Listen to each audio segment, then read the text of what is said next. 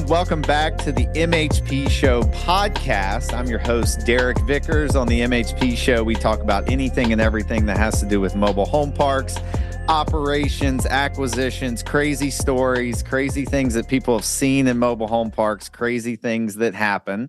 Because I feel like every guest that I get on, I hear a crazier story.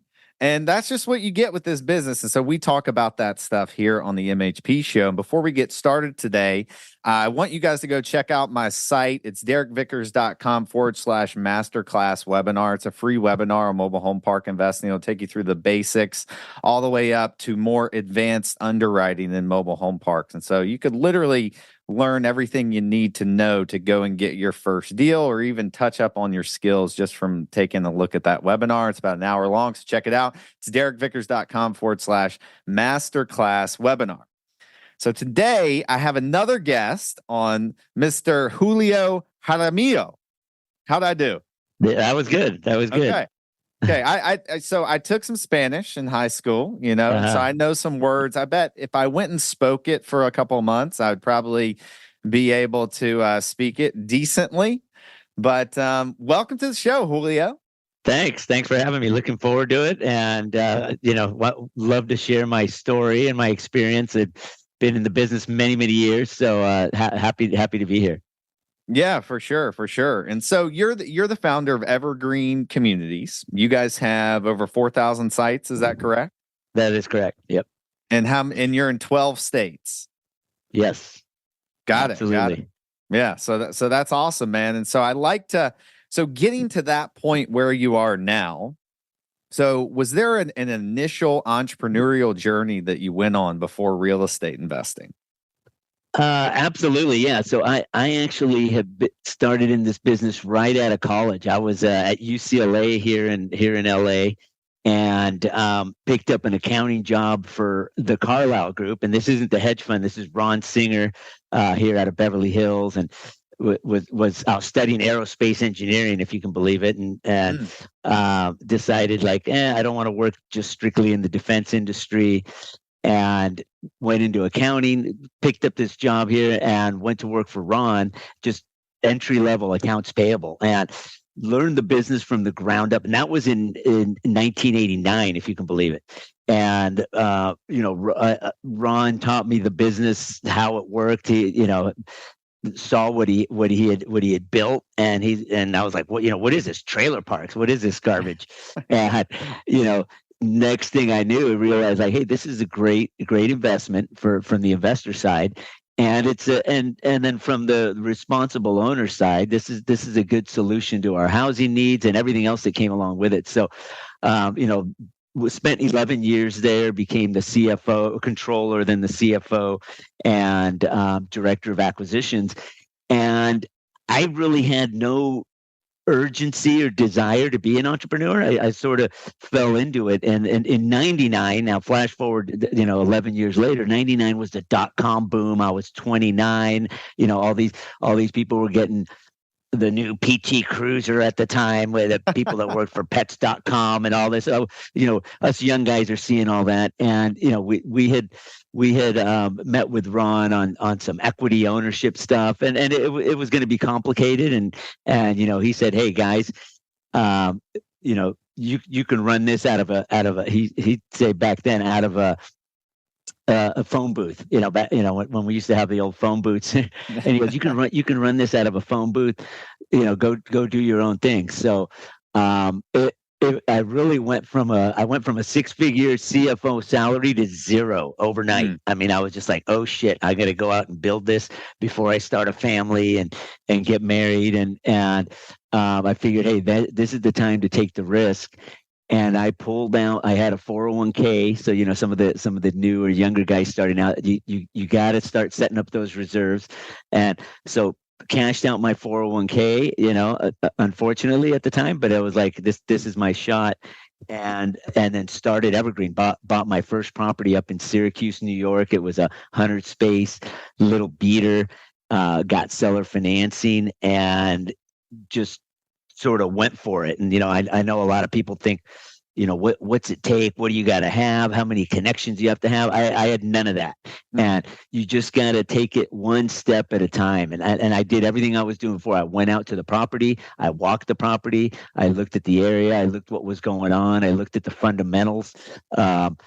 And then said, all right, I'm going to give this a go, and got some investors, I had to raise $200,000 for that first little property, and got some investors, and they, most of them were like, all right, Julio, I don't know anything about this stuff, but I know, I know who you are. I know I can trust you. I know you're a smart guy, and you're going to put your whole life into this. So that they just went for it. And it did well. My first deal, I was cash on cash. I was, quarterly distributions of 17% returns. And then, wow. The guys were like, all right, when are we doing the next one? And then I bought my second and third deal in New York, and then started spreading out over the years. So, for the how do you become an entrepreneur? It's basically just doing the right things and taking your time. The little decisions, stuff I learned from Ron Singer was, you just got to be right 51% of the time, he would tell me. And, and those things are true. You just got to go and look at it long term. Some of these people come in and they make these outrageous models, and they think, I got to get this kind of return and go jack up rents $200, and that you're undermining your whole asset and everything you're doing to satisfy a greedy partner or investor or whoever it is. So my advice for the new group and the young guys is this is a long road. I'm now, Evergreen's 25 years old, been in this business 35 years, and this starts to snowball, and you just do it and take care of the property, and you don't need a lot. These people, I need to have 40, 50,000 spaces. I don't want 30,000 spaces. I'm happy with 4. We pick up 1 or 2 deals a year. We take care of them.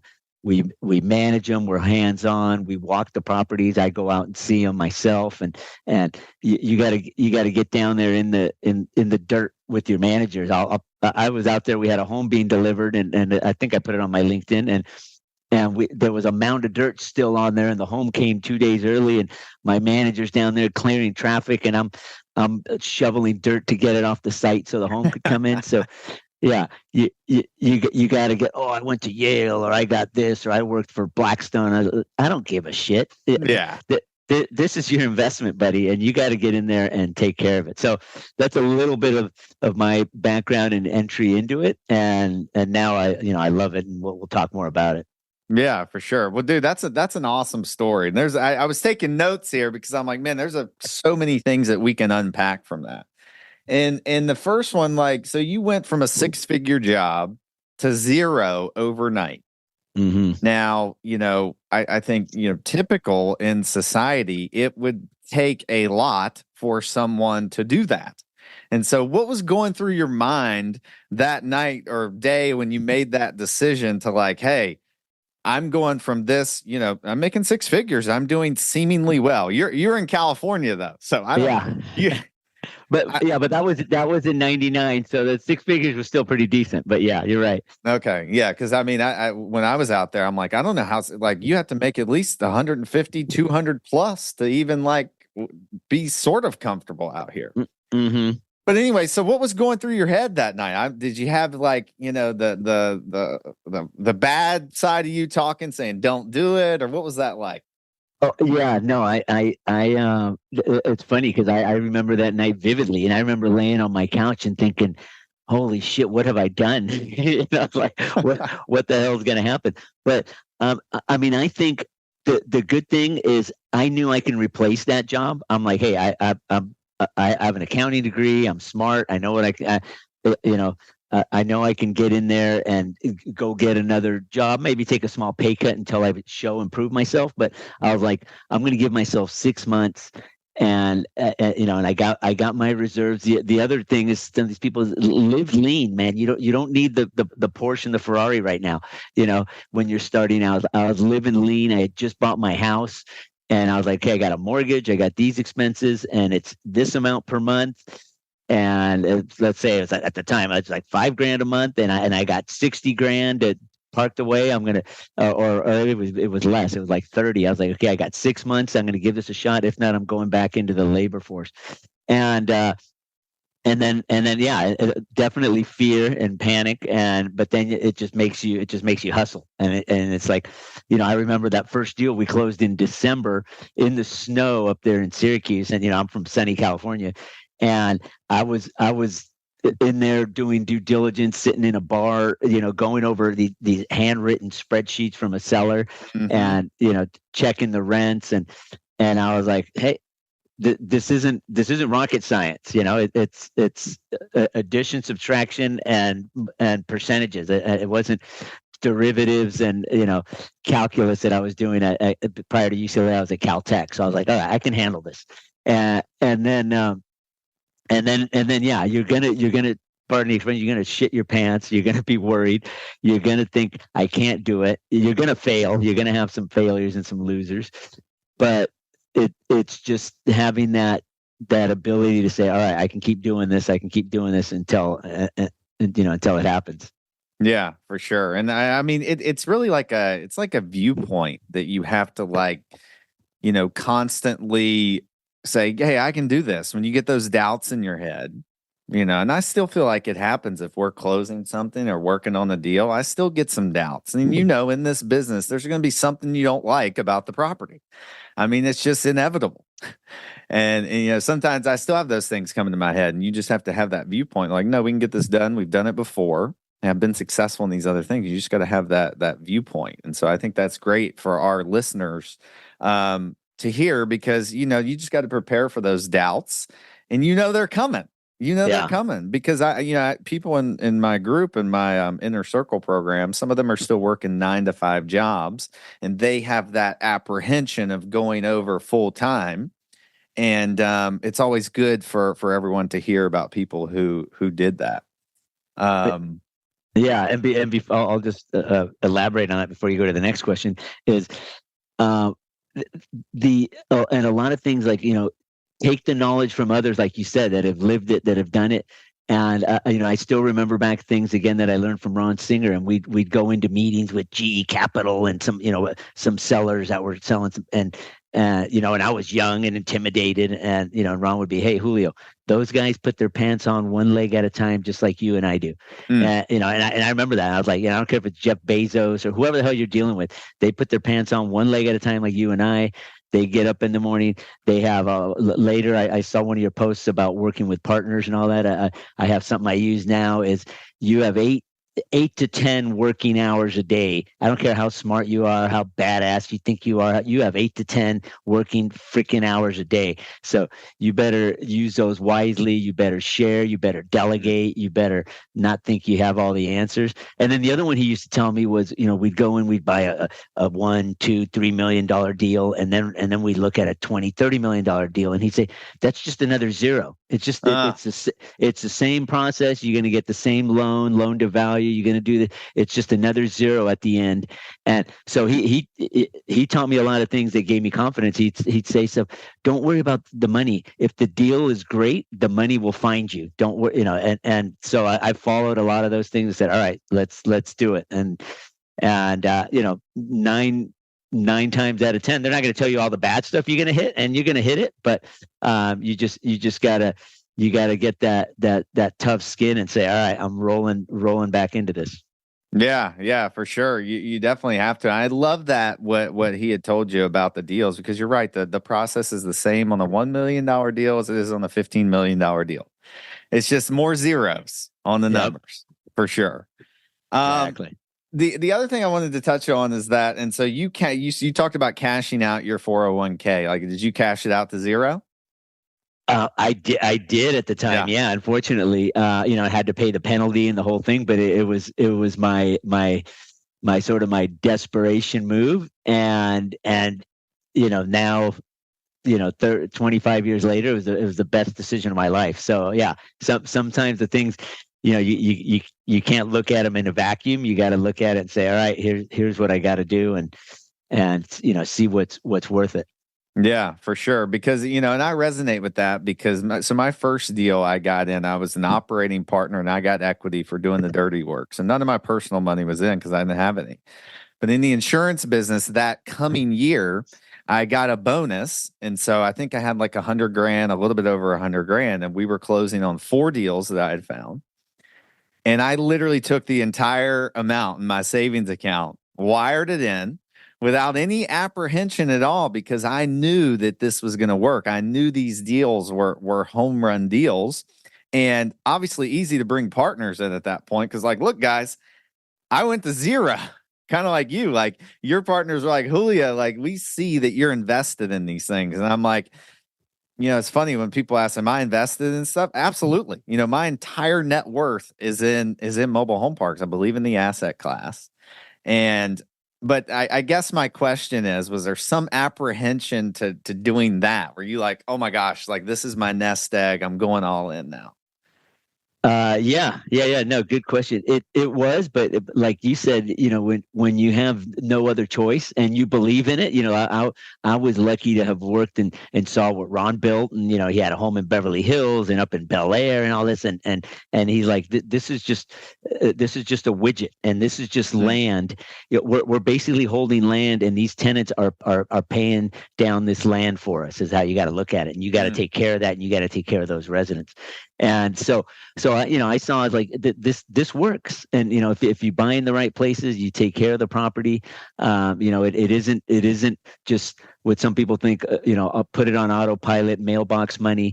It's a lot more than that. As you and I know, I mean, we've had sewer plants and well water and contamination, and but you just got to take it, one step at a time, one decision at a time, and then you amalgamate all those, and that's what's going to be a great career and a great nest egg, like you mentioned. So yeah, I was definitely worried about it. They're going to be worried about it, and there's other ways to do it. I have later. We'll talk about some joint ventures and partners that I've done now, and I have a guy who still is has a family and is in his 9 to 5, but found a property and brought me in with him. We joint ventured it, and we gave him equity. He brought the property. We're running it. He's doing stuff with it on his off time and getting his feet wet. And then eventually he's going to make the transition from the 9 to 5. So there's different ways to do it. You don't have to go to zero, but just know that, at some point, and it's not for everybody. Some people like that stability of a career, and some people want, hey, I don't want those golden handcuffs because I want to be able to chart my own, future. So yeah. No, that's great. And I mean, I think that's good for people to know because yes, like so one thing about it, and you kind of touched on this earlier, like when you do go to zero or quit that 9 to 5 job, it does bring up that necessity level a little bit. Necessity is the mother of all invention, or whatever that quote is. Someone said that. Yeah. It's true. Because when your back's against the wall, you're going to do things that you weren't doing before. The apprehension goes away because you have to figure it out at this point. And sometimes I think if you can create that necessity, it can propel you to the heights that you never thought were possible before. And so it sounds like you did that. You're right. You don't have to do it like that, but just know that crazy things can happen. You can create a lot of stuff if you do something like that. Absolutely. Yeah. And anyone can do it. When the people out there, anybody can do it. There's no, again, I'm not smart enough. I don't have enough money. I don't have a network of rich, California investors. Neither did I. And that's why, we'll go into later when we talk about some of my background and why I speak up for our great free enterprise and country is like anybody can do it. I mean, I go speak to my high school and set up a scholarship for the kids because there's just so much nonsense in the media and stupidity about this. Oh, you got to have this privilege, or you got to be this, and you got that. And I go up there and I stand and I say, look, my name's Julio Jaramillo. It's not John Smith. I'm not 6'5" with blonde hair and blue eyes. I'm 5'6" with Hispanic, hablo español, was born in Medellin, Colombia, and this is the fucking greatest country in the world, you dumb fucks. If you want to start attacking it, you're dumb shit. Why do you think people are flocking to get in here? So I go over there and just I get pissed. I get pissed because I'm like, are you stupid? Do you not see it? So that's why I go and share that, because to me it's silly how easy it is and how great our system is set up to succeed if you take care of all your stakeholders. If you're going to go in there and think you're going to be a pig and just, I hope your podcast, I like to cuss because it's just so. Dude, I do it all the time on here, so you're good. Yeah, if you're going to go and just shit on your tenants and think you're going to, these guys can't go anywhere and I can screw them and just drive them into misery, you're a dumbass, because those are the ones that are paying you, your investors. Those are the ones that are paying your manager. Those are the ones that are paying you. So you got to take care of those people, and you got to do it right, and you got to bring them to market methodically. That I don't care if you're $200-$300 under market.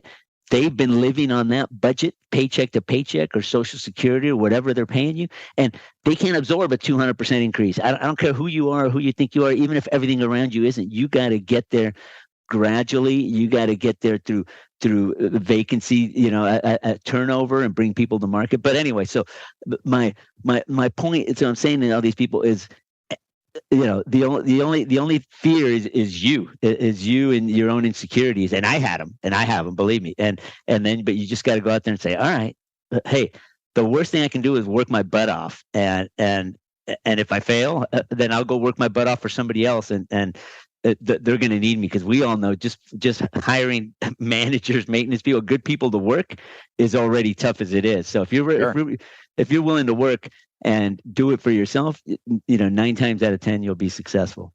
Yeah, absolutely. And I couldn't agree with you more. And especially on the thing, like you came to this country, you threw all your excuses to the side. You didn't blame anybody else for problems. You didn't blame, and it's interesting how this like entitlement mentality has sort of morphed and came in more so over the years. And it's just a switch in viewpoint. Like, you either have the guy who takes responsibility for what situation that he's in and goes out and changes it, or the person who doesn't and says, it's someone else's fault.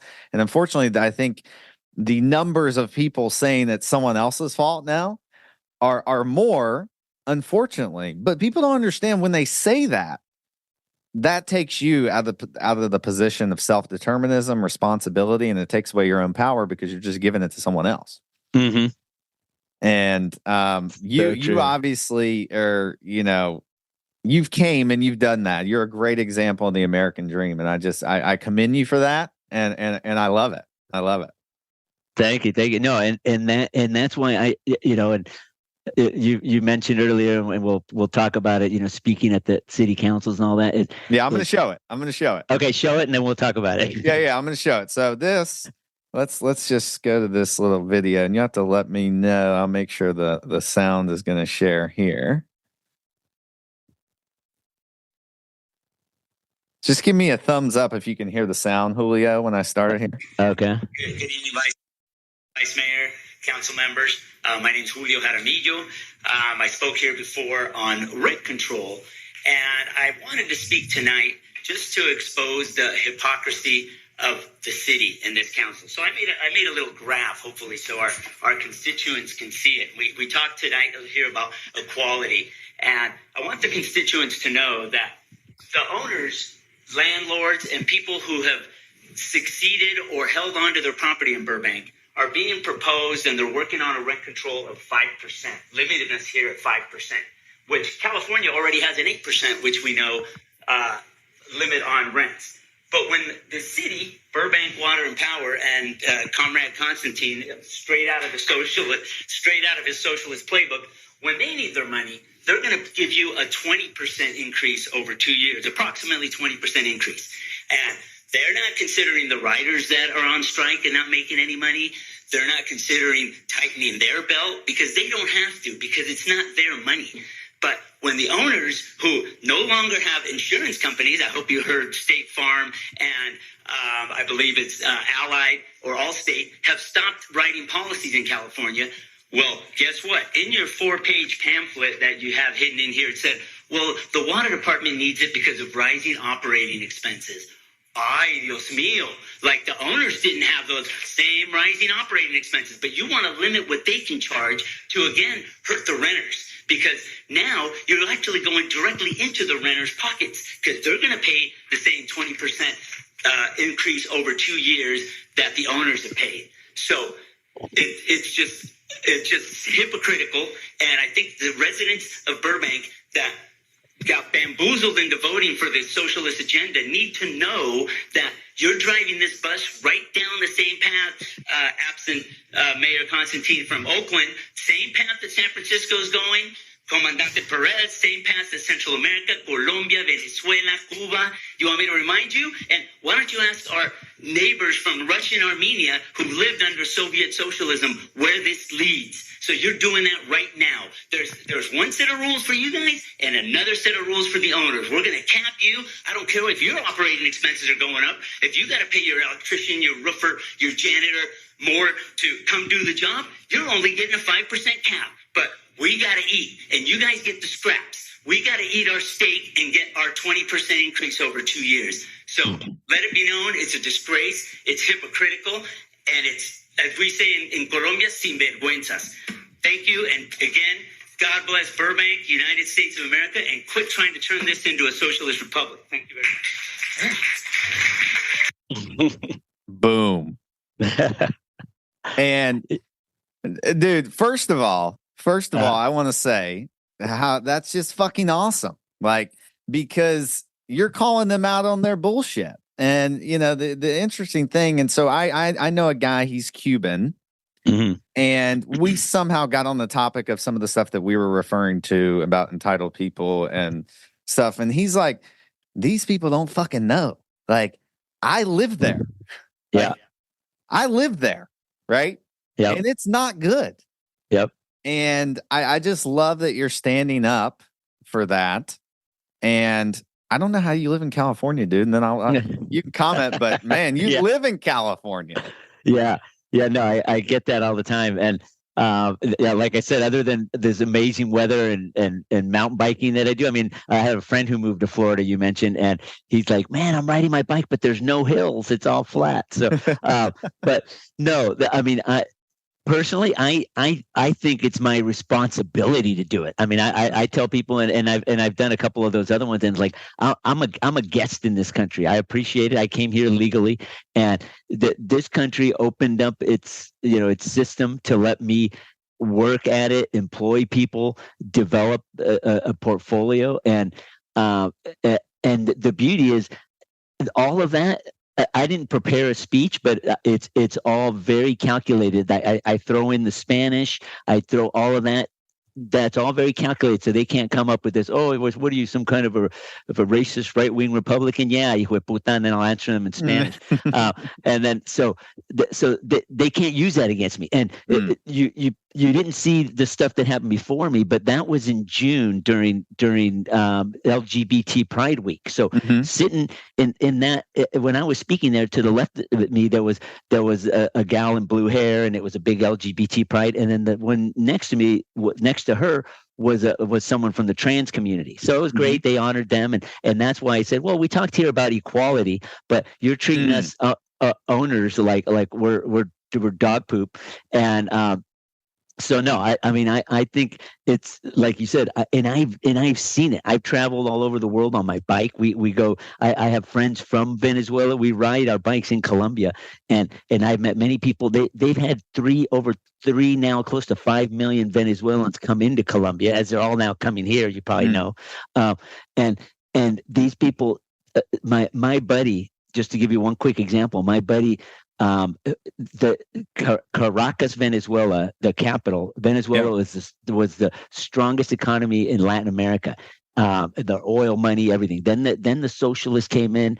and they destroyed it. And then so my buddy, his wife, her mom was dying, and she died, but she's in the Caracas hospital. And he went to visit her, and he said, Julio, this was the Mayo Clinic of the U.S. The Caracas hospital. He said, we were there. The power would go on and off. There was no power. She had to shit in my mother-in-law. He was telling me, my buddy Randy had a shit in a bucket. There were cockroaches running around. They have destroyed everything. And this fallacy and they're our youth and everything you talk about, it's all calculated. They want them to feel, oh, I'm oppressed, I'm this, so they can sit back. Okay, here, let me give you some scraps, take care of you, and keep voting for me because we're going to keep manipulating you into this bullshit that doesn't work. So anyway. I have a passion for it. I'm not afraid to speak about it. If someone doesn't like me for it, adios. I don't give a shit. But my belief in I grew up under Reaganomics and the free market, and the minute the government comes to your door and says to help, you got to run or pull out your shotgun. It doesn't work. I see it everywhere. I mean, I go to the post office, it's inefficient. I go to the DMV, it's inefficient. I go everything I see that deals with the government. It's just it's not anything about politics or party or red or blue. You just got to understand when there's no incentive, and you're going to get the same salary, and you're going to get the same pension, and the longer you drag out the work, the more everything, our Caltrans here, anything that's government run does not work. So, you just got to realize that, and that, so that's a passion of mine, and I'll continue to keep fighting for us red-blooded Americans, and the people here don't appreciate it and realize what they have. I mean, this whole system and this great experiment, and the why so many people from 150 people clamoring at the border, and they I mean, that's a disaster. And I wasn't born here. I'm like, no, you got to shut that down. You want to come in, you come in properly, the right way.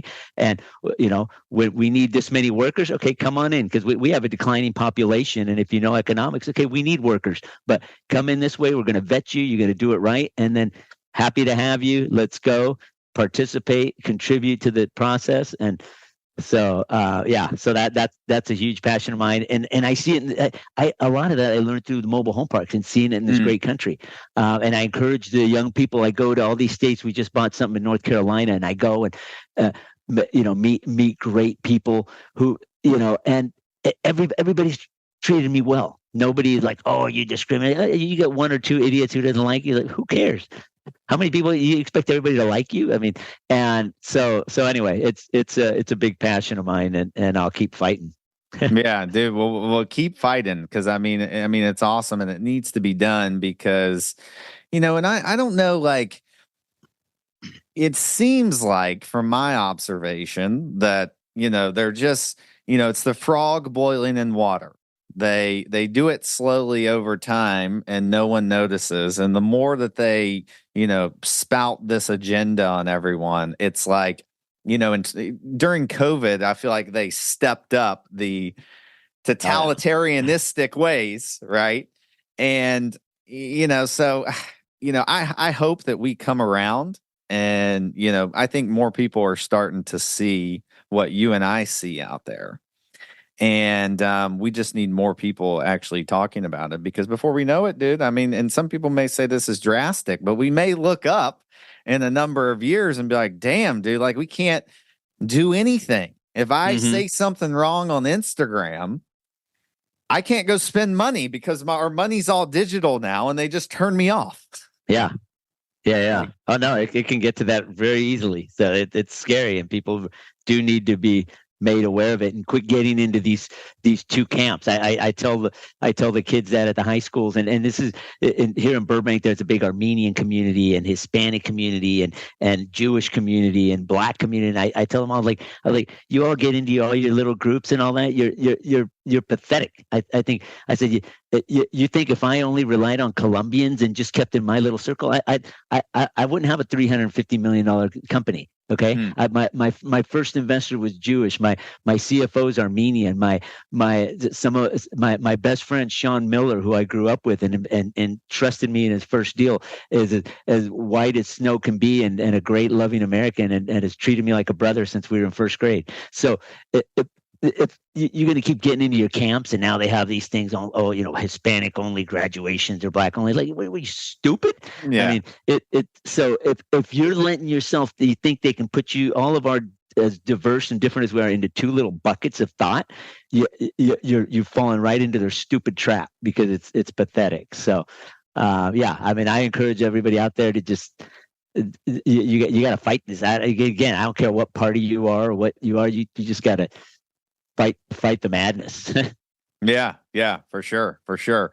And when you went into that, the town hall meeting or the city council meeting, like, did anybody come up to you afterwards and they're like, "Great fucking job, Julio"? I've been waiting for someone to say that. Yeah. Oh, yeah. No, the first one I did, I mean, they were cheering and they were like, "Man, one guy came up to me and he goes, I work here in the movie industry." And he said, I can't even tell anybody that I'm conservative or that I have these thoughts. And, I'd be blacklisted. He goes, I've been wanting to say this and share this with my kids. And I'm like, well, you don't need to do it destructive. You don't need to be hating them. My best friends that I ride bikes with, and many of my great investors, and even my Colombian buddy communities are all very liberal, and I get them, and I'm, there's certain things that I have liberal thoughts. I mean, I don't care what color, race, size, who you love. I can give a crap. You show up, let's get the job done, and let's kick ass, and that's all I care about. So, but is just going and talking to people and letting them know, hey, I care about you too. I love this, but do you see this is hurting you too? Even, when they and I say that, and it's so destructive, because you can't keep isolating all these groups, and then it's happening right now. I remember telling my brothers and my family, was like, you can't placate all these different groups. Oh, we're, Black Lives Matter and Hispanics and this and that. And it's like, all of a sudden you're going to have a group that they're contradicting. Oh, you're supposed to support the Jews, but now, what about the Arab community? And now so what are you going to do? How are you going to handle this? And so it's all bullshit. It's all crap. It's all part of their plan. Keep us all a mess and worried about dumb things like that, and closing down freeways, protesting while China and the rest of the world is eating us alive. So yeah, it's dumb.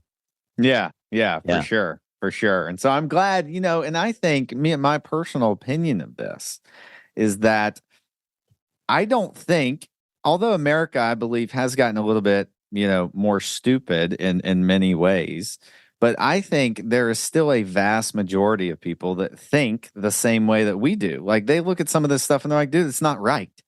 Like, it's just weird. Like, the guy in the movie industry, I guarantee you there's more people in the movie industry that he thinks that they're liberal, right? It's just that the media portrays like, oh, everyone thinks this way. Oh, everyone thinks this way, which is not the case, in my opinion. Because as soon as you start talking to someone and you touch on some of the things that we've talked about here, they're like, oh yeah, like me too. I think this shit's fucking retarded. Yeah.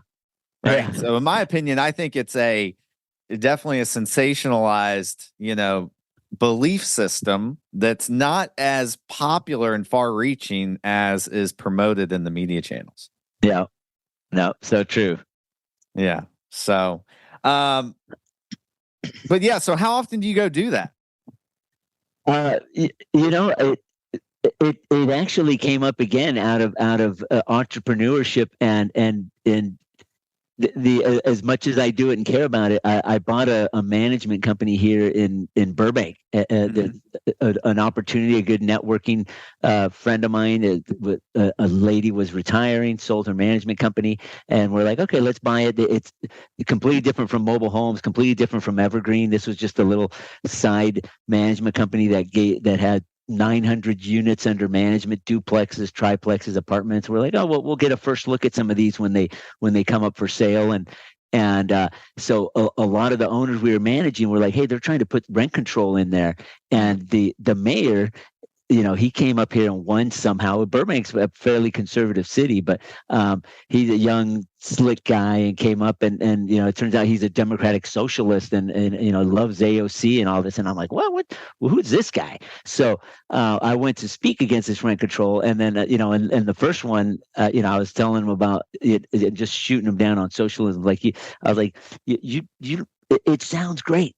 Socialism, we're all equal and we're all this. And it's like, but that's not how life works. And because and I've lived and seen where socialism has been put into place and it doesn't work. And everybody's equal. Everybody's equally poor and everybody's equally famished because there's nothing there. You just devour any bit of capital, of entrepreneurship, everything that we do, that we build these MH businesses in a socialist, like, okay, well, what am I going to do? Why am I in here right now when half the other government workers are off for the Christmas holiday week, and I'm here still trying to close a deal and getting stuff done? You got to have an incentive. So. Yeah, you do have you have to have an incentive, and I think this ass backwards incentive, like the incentives are just so misaligned now, and they're getting worse. It's like we're rewarding people for bad behavior, down statistics, and we're punishing people. Like there's a smaller number of people that are moving the world forward, and we're punishing those people for doing that and taking action. Unfortunately, yeah. And so actually moving forward in this industry and talking about this stuff, what do you see as, in my opinion, I'll get to my question, is like, I have the fear that there could be some national oversight on rent control or something that literally, either kills the values of our properties or something, as far as an industry shakeup. But I'd love to hear your opinion on that. And what do you foresee that could happen that could really, make this industry do a 180? Yeah. I know that we have that conversation here. RB and I are CFO all the time. And that's exactly right. And that's why I preach to some of these either the new guys, the hedge fund guys, some of these big companies that have come in and they're pounding their chest and we bought all this and look at our returns, and you don't know behind the scenes they put in 2 back-to-back $100 rent increases, and it gets the attention of an Elizabeth Warren or some of these people out there that want to put in a national rent control. And the fear is that, we all love our agency, Fannie Freddie financing, and they've really pushed out a lot of the CMBS lenders, and they're the go-to, and they've already started it with these tenant protections, and they're good and they're fair. Some of them, it's like, okay, you got to give somebody 30-day notice if they're going to do this, or if you're going to sell the property, hey, we're going to give you X amount of notice because this is going to become, a Walmart, and you're not going to have a place to live anymore. Okay, so doing some fair things, but if it starts into, you can only put in 2 or 3% rent increases, or this and that, if you want to borrow our money, or we're in New York. New Hampshire has brought it on. There's already forms of rent control, and New York had put in a 3%, which sounded great, under the last administration where inflation was 2.5. Okay, 3%, not the end of the world, but ever since we stopped drilling for oil and everything else, and inflation went through the roof, 8% inflation is like 3%. I can't even keep up with expenses. Yep. So you get that. So that's something we got to watch for. And again, we want to always just all blame the city planners and the lefties out there, but we as owners have to be responsible, not get ourselves in the headlines, not be like, oh yeah, look at these returns, look what we're doing, and not taking care of the parks. I've been through some good portfolio owners out there, and some of their parks, and I'm not saying mine always look perfect, but some of them they're look like they don't even give a shit. They're just putting in the next rent increase, and there's just mayhem everywhere, tarps on roofs, and it's like, let's put some pride into these places, and you're going to get the returns, and you're going to get the growth. You got to let this happen over many years. A lot of these models that some of these people put together, and I know it's, they're getting money from pension funds and this and that, and they got a 5-year window, and then they got to sell the property. So they got to jack up and get all these things working in 5 years. And that's when your property just starts getting in stride. I mean, I have a property, White Birch Estates up in New York, and we bought it in 2000. We're on our 24th year, and that thing is just cranking, and the investors are getting mid-20 returns and cash on cash, and they've gotten their cash back 4 or 5 times already. So they're happy, and the property, we maintain the trees, we put in a playground, we added a dog park, we're always keeping it up. So you can do the win-win where the residents win and you win and the investors win, and you just got to know, I got to have a long-term window. I can't be. I think one guy was on. Andrew Keel, great guy. He quoted it. He said we used to call that long-term greedy. So we use that now here. Say, hey, long-term greedy. You don't got to get this in 2-3 years, and you put stuff up on a spreadsheet and this and that. And you know what? I grab that spreadsheet and I say, because 99% of that is just it's all in your mind, and to put in front of the loan committees and your money guys. You got to get out there on the ground, see the property, see how it works, and take care of it, and show, hey, this is a nice place before the like you said, the national call comes. Hey, look at these greedy guys, and Blackstone's getting into here, and Apollo and the Carlyle Group, and all these. They're all just making this money. These places look like shit, and these people are complaining about this and that, and we get some kind of a national moratorium on it. Yeah. And then we're all dead. We can't get the financing, or we can't replace it when our refinances come up. We say, oh, I'll just sell it. Okay. No one wants to buy it now at the cap rate you thought, because they can't do anything. They can't take it to the next level. So it's definitely a concern. Back to your question. It's definitely a concern. It's staying low and steady on the radar. You could cheer your returns and everything else, but show the good stuff. A lot of them do it. There's good companies. RHP talks about, hey, look what we're doing for our residents, and we're giving out scholarships, and we're throwing these parties for them, and you got to give back to keep them happy. Yeah, you totally do, and that's why when we buy, when we're doing our value add projects and stuff, we always, it's a paving the road thing. It's a putting up new lights thing, because most of these parks, and you probably know, I mean, you can't see your hand in front of your face at night. Yeah. It's awful. And, putting a fence up, putting a new sign up, keeping the place cleaner, not letting Johnny at lot 13, run an auto mechanic repair shop out of there, getting rid of the tarps. Getting rid of all that stuff. It all lifts up the community. Then, all the other neighbors see that and they're like, okay, well, we can't do that anymore. It does take some training. If you buy from mom and pop, they've been living like that, and mom and pop have let them, work on 3 cars in their driveway for 15 years. So it does take some training to get that. But I'm 100% with you. You have to invest back into the community. It's super, super, super important. Yeah, and I'll follow up, and I don't want to be all skies falling too. The flip side of that, well, quickly on your training, we just bought this community in North Carolina, and we had that same, hey, the previous owner used to let us do this, and we go in there, we paved, we put in a new sign, and we say, look, this is helping you and the value of your home. And now they see it. A home in there, they used to sell for 35,000 in North Carolina. They let anybody in here.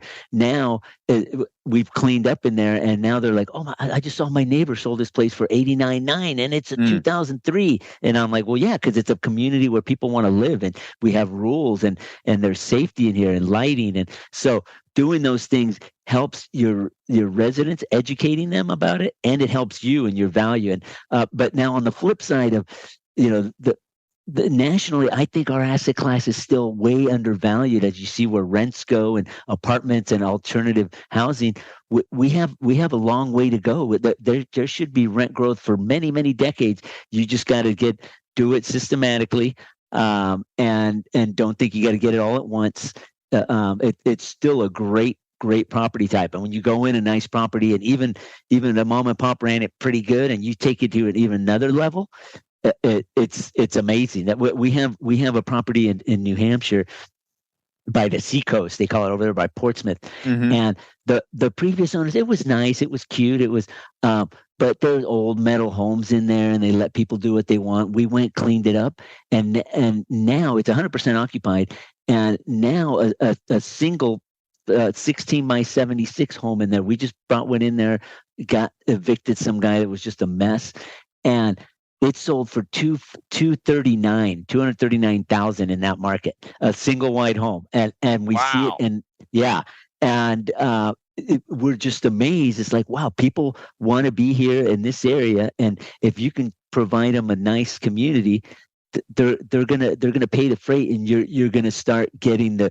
returns. And we're now actually, we probably had 110 into that home, so you could imagine the profit margin on it, and what you can do on this. So now any metal home comes up, oh yeah, we'll take it, we'll buy it. Here's $5,000, have a good life. We're gonna demo this thing and make $100,000 on the next home. So if you do the right things, again, and there's a beater down the street, Adams Mobile Home Park, I know it well, that all the druggies and still looks like hell, and they when they're ready to sell, that thing's going to be redone. But so it pays off to be, it's not, oh, Julio, you're so nice and you're doing everything for the tenants and you're such a good guy. It's like, no, you idiot, I'm doing this for the tenants and us and our investors, and so do it, take that long-term vision. Yeah, for sure. For sure. And then your deals. So are you doing, like, do you do a 5-year or 10-year plan for your deals, or you're just kind of play it as you go? If someone comes and offers a great number, you'll take it. What does that look like for you in your business model? We pretty much like to hold long term. We've sold a few things, and another owner operator that I talked to, he called it trimming the tree. Some markets were like, we haven't really built up around this market, it wasn't that great, and someone else is buying some communities there, and we've sold in a few other markets, but we like to hold them long term. If the rates are good, like back a couple of years ago, we locked in our Lima, Ohio deal, a 10-year Fannie loan at 2 point. I think one of the lenders told me, I think you hit the lowest bottom on rates. I think we got 2.53%, 30-year fixed. It was a 10-year loan. But so on that, I'm like, I'm not taking 5. Give me 10. I'll take 10 years. And it depends. Some people with their model, they only want to do 5 years so they can refinance, get equity back out to their investors. But our investors are like, and have been trained to like, hey, I just want the cash flow. And if there is a capital event, let's put it into some more deals. Yep. They don't want to pay Uncle Sam. They don't want to just keep leveraging everything up. We'll lever it up a little bit, pull some money out, and then go buy another deal with them. But they like the cash flow. Yeah, for sure. Consistent. For sure. Yeah. Yeah. And that's the same with me. I'm more of a long-term hold kind of guy. If we have, I like that analogy of trimming the trees, because you may buy some assets and you don't end up building up. Like we have one right now that I'm thinking about. It's kind of out there, assets doing well, but if we wanted to trim the tree, that would be one that we would do that with. Yeah. And don't be afraid to do it. There's other buyers, and you think, I remember the guy who bought, we had these Southern Indiana deals, and we weren't getting to them enough, couldn't build around there. And we sold them. And then the guy who bought it from us, at first was like, "What, did you sell me some pieces of shit or this and that?" And then he moved the rents up a little bit, and then he sold them. I think he bought them, just round numbers, he bought them from us for like $3 million. They were these small little deals, and then he sold them for $8 million. And then when I saw him again a couple of years later, he was like, "Damn, I'm glad I bought those from you." So someone else will take him to the. You can't be greedy and think on every deal you're going to win and they're going to lose. Let it be a win-win. Let them take it to the next level. You got your stuff out of there and redeployed somewhere else. So yeah, that always happens. We're under contract on a deal right now in North Carolina, and it's a national operator, and they just haven't been able to fill in around that area. And we just bought there and happy to bring it in. And again, it's going to be a win-win. They're happy. They're going to redeploy. They're doing other stuff, and we're adding to our base there. So yeah, that's awesome, man. last question here. And so like, your deals you're looking at now, I know the market here the last year it's definitely slowed down. Transaction volume has been down. How are you finding yield in deals now? And are you well, you have deals under contract and deals you're closing on. So obviously you are, but are you looking at it, hey, this is going to be thin in year 1 and year 2, and then we're looking at it long term, or how are you looking at that? Yeah, good question. Well, and I know as we're nearing wrapping up, the first thing I want to say is that I love to help people. I'm open book. These people like, oh, why am I going to tell you about this deal? Some guy just sent me some deals and they were too small for me. And I said, hey, why don't you contact this company? They buy in that area. And they were like, oh, wow. Do I have to pay you a commission? I'm like, no, so help each other out. There's only certain amount of players in this. The better we all make each other, the rising tide. And we've done our last 12 deals, believe it or not, have been, I saw it on one of your LinkedIn. We've done joint ventures and brought in, so I love it. Brought in some, today's my daughter's birthday. So she just turned 14. So I know the feeling. That's great. Yeah. We again, we're not greedy. We're like, hey, you're on the ground there. You're going to help us run the property. We're going to give you some sweat equity. Some have their own equity investors to bring in with ours. Some don't. So we do a lot of partnering. And we have these last few deals we've done have been seller financing. And we've trained our investors, hey, where we used to start, we're going to get you a 7-8% return out of the box.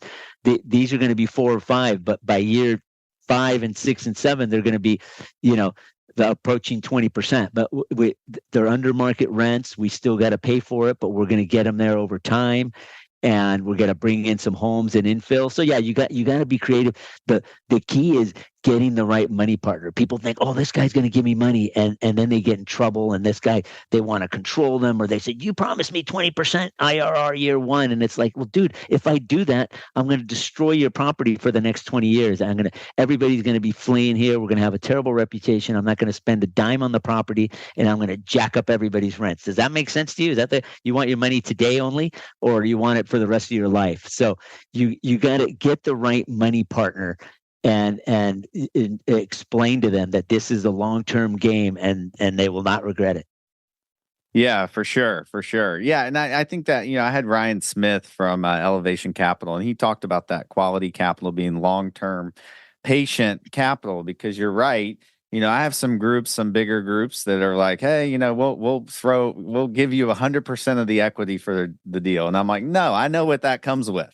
I'm good. I'm going to help my friends out, and the people that trust me, and the people that are patient and are not going to, expect a 20% IRR in year 1, or a 30%, something crazy. Yeah. So you're good advice there for sure. Yeah, absolutely. Well, Julio, it's great. I appreciate you coming on the show. Is there anything you'd like to leave our listeners with before you go? Yeah. No, well, sorry, I talk a lot. We could have gone probably 4 more hours, you and I. For sure. Just that I love what you're doing. A lot of the young guys, Andrew Keel and Ferd, and so many of the guys I've talked to them about, and just to know that hey, I'm here. I'm a reference. I've had guys call me, hey, what do you think about this deal? What should I do? I've given them insight, and that's it. No money charge. I don't need a fee. I don't need anybody's money. We're comfortable. We're good. I'd rather see you guys and all of us do the right thing and make the right decision, and not blow up our industry with greed, but do it right. So yeah, I'm evergreencommunities.com is our website. Julio, Julio at evergreencommunities.com.